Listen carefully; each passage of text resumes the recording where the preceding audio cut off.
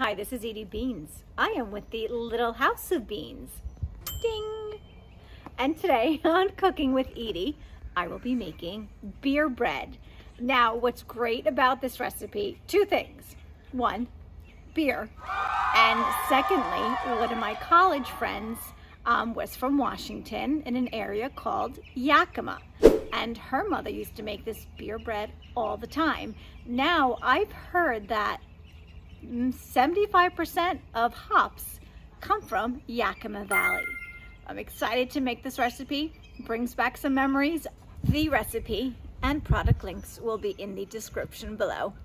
Super excited, minimal ingredients. I'm ready to cook. I hope you are ready to watch this great video.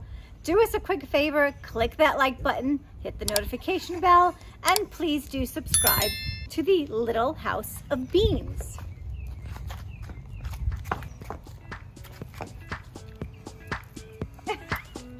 Let's cook.